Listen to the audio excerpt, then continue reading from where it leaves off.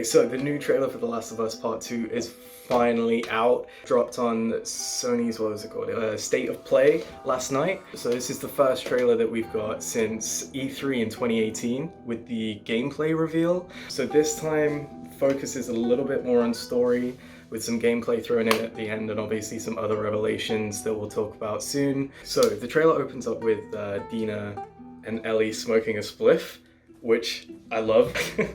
We don't actually get a shot of Ellie smoking the spliff, which I don't know why that bothers me, but I really want to see that. But anyway, more to the point. We open up with Ellie and kind of see that there's definitely something going on with these two, whether or not they're romantic, just friends, maybe a bit of both. But it's kind of interesting to see these guys hanging out after the night that was shown at the E3 demo. Don't know much about Dina other than the fact that she's a bit of a flirt. I'm kind of looking forward to see that relationship unfold. Soon after that, we get a nice shot of the exterior of where they're living. So if you can remember the E3 demo when they're all dancing around in that big barn. I don't know why, but I just assumed that it was someplace new. With it being a new game, Ellie and Joel traveled around so much in the first game. That was the game, you were just traveling. But what I've realized since is that this is probably the same place that they end up at the end of part 1. That's kind of confirmed when we see Joel's brother, which another returning character that we're seeing. Love it. I thought the dynamic between him and Joel was great in the last game. So it kind of looks like he's kept a relationship with Ellie and is kind of, you know, whether he's an older brother type figure, I don't know, but clearly he cares about her and it's kind of cool to see that in the trailer. Where Joel is at this point, we don't know. Why they haven't shown him before this trailer, we don't know. I think the biggest takeaway for me with the whole thing is that they're really hiding what they want to show, which I love. Obviously, I don't want to see too much. But what they have shown is that they're really hinting at kind of a revenge type story. Well, they have done since the get-go. The slight, I don't want to say disappointing, but the slight thing that I'm a bit like about is that I just don't want it to be as simple as that, which I'm sure it won't be. This trailer is very cleverly edited. It's very specific in what it shows us, and the scene where Ellie actually goes down to find Dina, you don't see Dina.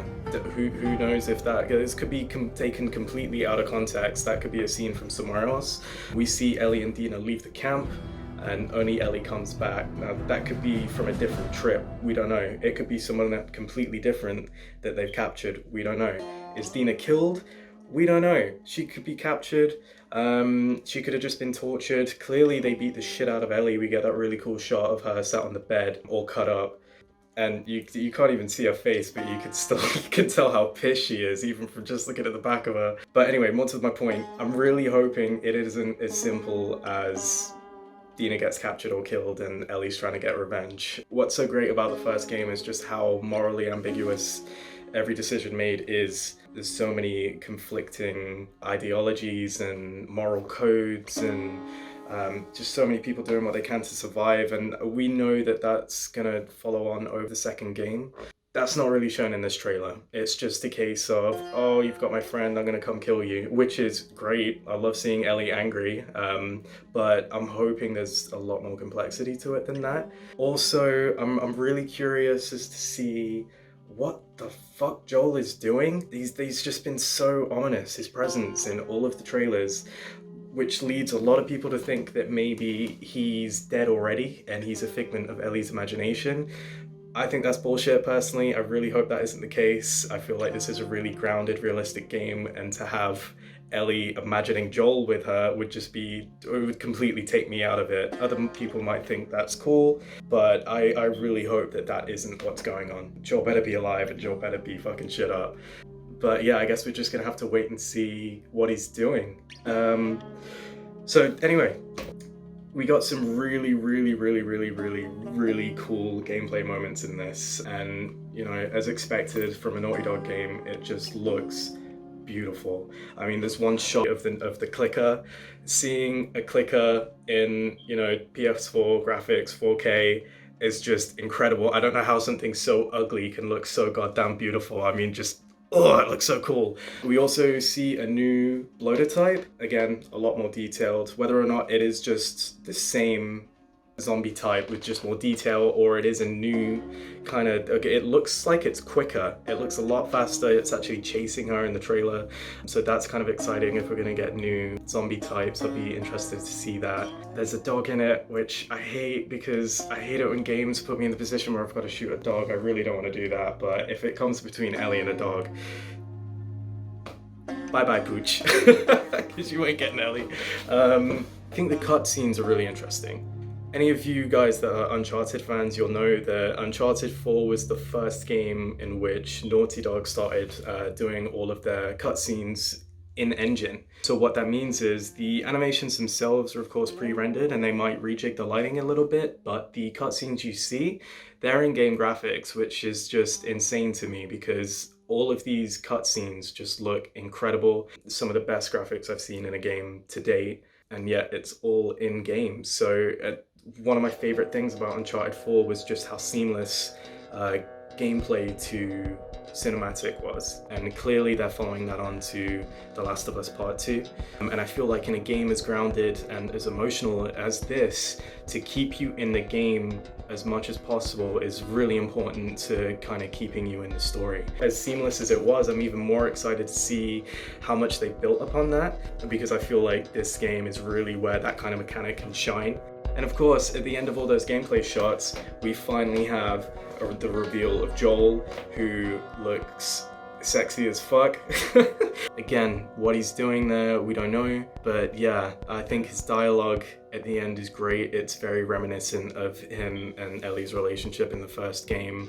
I think what's interesting is that they don't seem close. They really don't seem close. And what I mean by that is Joel's so distant. So whether or not Joel has distanced himself or Ellie's distanced himself from Joel is yet to be seen.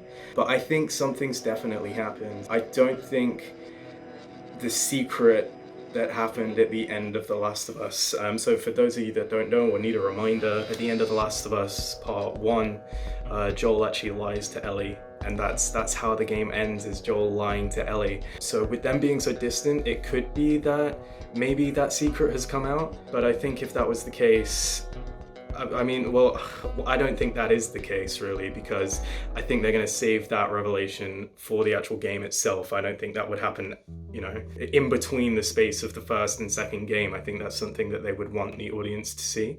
So I don't think that's it. Maybe Ellie just got sick of, you know, being told what to do. Maybe she's just become independent. You know, she started making her own friends. She's strong enough to kind of make her own way, really. It's Joel for showing her the ropes on how to kill people, but she's clearly become a badass. You know, if you're that strong and you can do that much on your own, why the hell would you need somebody else? But in the previous game, there was clearly a lot of love there, so I don't think it's as simple as that either. I'm very interested to see why the two of them are so distant and what it is that's going to bring them together. And then inevitably, we're going to get that painful conversation where Ellie realizes Joel's a liar. Not looking forward to that, but it's definitely gonna happen.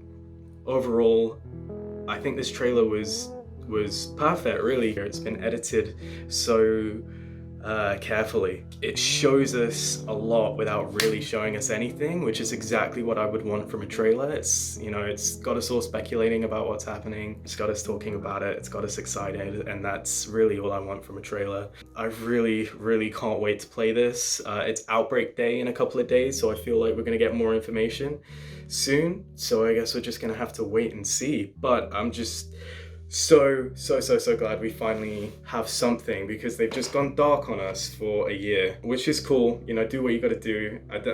I know they're all locked away in Santa Monica, working their asses off on this game, so I'm not gonna complain, but at the same time, I'm so happy that it's resurfaced, and I'm so happy we finally have a release date. But it's not that long. I think February is a perfect time for this game to come out, because we've got so many more games coming out in the first quarter of next year. We've got Final Fantasy in March, Cyberpunk in the end of March or April. And to be honest, when those two games come out, I'm not going to have a lot of time, because I'm going to be pouring hours into those. So I'm so glad. I either wanted The Last of Us to come out either at the end of the year when there's not so much coming out, like, well, not a lot announced so far yet, or I would have wanted it right at the beginning of the year, you know, before some of those titles that are going to take 60 hours plus to complete come out, I think it's perfect for Sony to release a streamlined narrative game that's probably going to be about 15 hours long, if it's anything like Uncharted 4 or The Last of Us Part 1. So I think it's a really clever release date. I genuinely thought it was going to come out at the end of next year. I didn't want it to, but that's when I thought it was going to be coming out. So it's such a nice surprise for it to be coming out in February. I can't fucking wait. I really can't wait. So you guys tell me what you think. What do you think to the trailer? What do you think is happening in the story? But until then, thanks for watching.